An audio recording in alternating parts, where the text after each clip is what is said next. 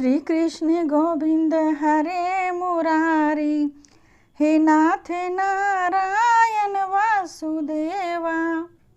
मैं नीरू तनेजा अपने YouTube channel Neeru Taneja मुल्तानी गलबात में आपको भादो मास के कृष्ण पक्ष की अजा एकादशी व्रत कथा सुना रही हूँ। कथा को सुनकर इसे लाइक तथा अपने जान पहचान वालों में शेयर भी अवश्य करना। तो सुनिए अजा एकादशी महात्म। कुंती पुत्र युधिष्ठिर बोले कि हे जनार्दन, अब आप मुझे भादो के कृष्ण पक्ष की एकादशी के बारे में बतलाइए। उस एकादशी का नाम तथा विधि क्या है, सो विस्तार पूर्वक कहिए। श्री कृष्ण भगवान बोले कि हे राजर्षि, भादो के कृष्ण पक्ष की एकादशी को अजा कहते हैं। जो मनुष्य इस दिन भगवान की भक्ति पूर्वक पूजा करते हैं तथा व्रत करते हैं, उनके समस्त पाप नष्ट हो जाते हैं।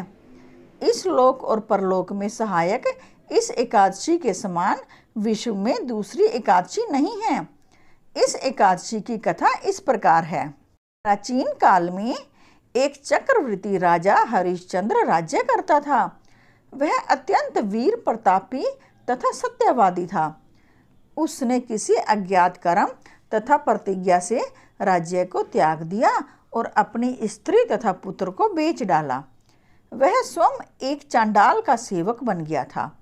उसने इस चांडाल के यहाँ कफन लेने का काम किया, परंतु उसने इस आपत्ति के काम में सत्य को ना छोड़ा।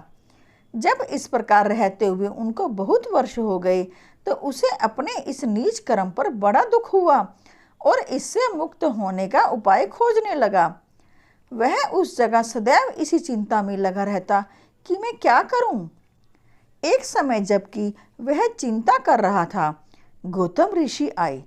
राजा ने उन्हें देखकर प्रणाम किया और अपने दुख की कथा सुनाने लगा। महर्षि गौतम राजा के दुख से पूर्ण वाक्यों को सुनकर अत्यंत दुखी हुए और राजा से बोले कि हे राजन, भादो के कृष्ण पक्ष में अजा एकादशी होती है। इस एकादशी का विधि पूर्वक व्रत करो तथा रात्रि जागरण करो। इससे तुम्हारे समस्त पाप नष्ट हो जाएंगे। गौतम ऋषि राजा से इस प्रकार कहकर अंतर्ध्यान हो गए। फिर राजा ने अजा एकादशी का व्रत किया और रात्रि जागरण भी किया। इसके प्रभाव से वह समस्त कष्टों से मुक्त होकर पुनः अपने राजमहल में लौट आया। हे राजन, यह सब अजा एकादशी के व्रत का प्रभाव था। जो मनुष्य इस व्रत को विधि पूर्वक करते हैं तथा रात्रि जागरण करते हैं, उनके समस्त पाप नष्ट हो जाते हैं और अंत समय स्वर्ग को जाते हैं। इस एकादशी की कथा के श्रवण मात्र से ही अश्वमेध यज्ञ का फल मिलता है। बोलो विष्णु भगवान की जय, श्री कृष्ण भगवान की जय।